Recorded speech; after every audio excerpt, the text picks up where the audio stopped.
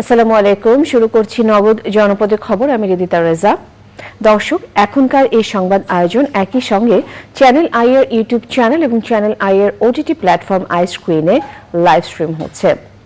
দ্বিতীয় ধাপের উপজেলা পরিষদ নির্বাচনে মঙ্গলবার 10 জেলার 156টি উপজেলায় ভোট গ্রহণ হবে। চেয়ারম্যান সহ 3টি পদে প্রার্থী 1824 জন। মোট ভোটার 3,52,04,748 জন।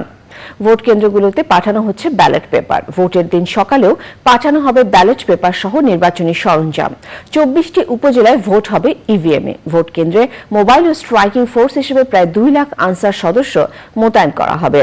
দ্বিতীয় দফার উপজেলা ভোটে কুমিল্লা আদর্শনগর এবং রাউজান উপজেলায় সব পদে বিনা প্রতিদ্বন্দ্বিতায় সবাই নির্বাচিত হয়েছেন। ভোটের পরিবেশ না থাকায় বান্দরবানের রুমা উপজেলার ভোট স্থগিত করেছে নির্বাচন কমিশন। একই সাথে মামলা ও মৃত্যুজনিত কারণে 3 উপজেলার ভোট স্থগিত করেছে ইসি। চট্টগ্রামবাসী ও পর্যটকদের দীর্ঘদিনের দাবির পরিপ্রেক্ষিতে দেশের অন্যতম দ্বিতীয় বৃহত্তম সমুদ্র সৈকত চট্টগ্রামের পতেঙ্গা সমুদ্র সৈকতকে একটি আধুনিক পরিবেশ বান্ধব পর্যটন এলাকা গড়ে তোলার কার্যক্রম শুরু হয়েছে। পর্যটন মন্ত্রণালয়ের গঠিত বিচ ম্যানেজমেন্ট কমিটির উদ্যোগে এই কার্যক্রমের প্রথম পদক্ষেপ হিসেবে সমুদ্রের পাড়ের যত্রতত্র দোকানগুলোকে আধুনিক এবং একই রকম ডিজাইনে সমুদ্র সাইড থেকে শহর সাইটে নেওয়ার কাজ শুরু হয়েছে।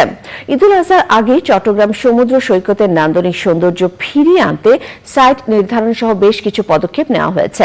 কার্যক্রম শুরুর সময় ছিলেন অতিরিক্ত জেলা প্রশাসক রাজস্ব আব্দুল মালিক, অতিরিক্ত জেলা প্রশাসক সার্বিক মোহাম্মদ রাকিব হাসান, পর্যটন মন্ত্রণালয়ের প্রতিনিধি, ট্যুরিস্ট পুলিশ এবং বিচ ম্যানেজমেন্ট কমিটি ও ব্যবসায়ী নেতারা।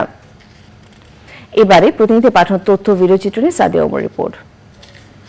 ব্রাহ্মণবাড়িয়ায় দুর্নীতি দমন কমিশন ও জেলা দুর্নীতি প্রতিরোধ কমিটির উদ্যোগে জেলা পর্যায়ে দুর্নীতি বিরোধী রচনা ও বিতর্ক প্রতিযোগিতা হয়েছে।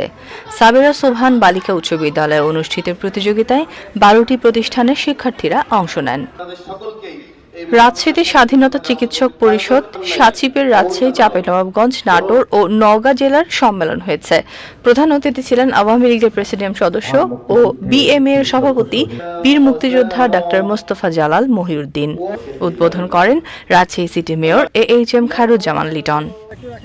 চাঁদপুরে চালু হয়েছে নো হেলমেট নো ফুয়েল কার্যক্রম। উদ্বোধন করেন পুলিশ সুপার সাইফুল ইসলাম। সে সময় পেট্রোল পাম্পগুলোতে সচেতনতামূলক লিফলেট ও স্টিকার লাগান এসপি। কক্সবাজার সদর উপজেলার নবনির্বাচিত চেয়ারম্যান নুরুল আবছারকে সংবর্ধনা দিয়েছে এলাকাবাসী। ওয়ার্ড কাউন্সিলর ওসমান সরওয়ার টিপুর সভাপতিত্বে সংবর্ধনা সভায় প্রধান অতিথি ছিলেন সংসদের হুইপ সাইমুম সরওয়ার কোমল। গাজীপুরে ইউসেফ বাংলাদেশের 50 বছর পূর্তি উপলক্ষে সুবর্ণ জয়ন্তী অনুষ্ঠান হয়েছে। কর্মসূচির মধ্যে ছিল র্যালি, আলোচনা সভা, চাকরির মেলা, ব্লাড গ্রুপিং কর্মসূচি ও সাংস্কৃতিক অনুষ্ঠান। প্রধান অতিথি ছিলেন মহিলা ও শিশু বিষয়ক মন্ত্রী সিমিন হোসেন রিমি। বরিশালে জীবন দক্ষতা উন্নয়ন বিষয়ে 5 দিনের প্রশিক্ষণ কর্মশালা শুরু হয়েছে। উদ্বোধন করেন গ্রামীণ জন উন্নয়ন সংস্থার উপপরিচালক ও রেইজ প্রকল্পের সমন্বয়কারী জাহিদুর রহমান মাসুদ। কুড়িগ্রামে বঙ্গবন্ধু শিশু কিশোর মেলার উদ্যোগে সাংস্কৃতিক প্রতিযোগিতা হয়েছে। প্রতিযোগিতায় সঙ্গীত, নৃত্য, আবৃত্তি, অভিনয়, চিত্রাঙ্কনে 4টি গ্রুপে 200-এরও বেশি প্রতিযোগী অংশ নেয়। নওগাঁ জেলা কেবল অপারেটরদের সাথে কেবল অপারেটর অ্যাসোসিয়েশন অব বাংলাদেশ কোয়াবের কেন্দ্রীয় কমিটির নেতাদের মতবিনিময় সভা হয়েছে। প্রধান অতিথি ছিলেন কোয়াবের সভাপতি ABM সাইফুল ইসলাম সোহেল। নরসিংদীতে একটি অসাধু মহলের খালপাড় বায়তুল মামুন জামে মসজিদের জায়গা দখল এবং অজু ও শৌচাগারের পানি নিষ্কাশন বন্ধ করে দেওয়ার প্রতিবাদে সংবাদ সম্মেলন করেছে মসজিদ কমিটি ও এলাকাবাসী। নীলফামারী জেলা শিল্পকলা একাডেমিতে জাতীয় স্থানীয় সরকার ইনস্টিটিউটের আয়োজনে ইউনিয়ন পরিষদ চেয়ারম্যান, সদস্য সচিবদের স্থানীয় সম্পদ আহরণ ও বাজেট ব্যবস্থাপনা কোর্স প্রশিক্ষণ হয়েছে। প্রধান অতিথি ছিলেন জেলা প্রশাসক পঙ্কজ ঘোষ।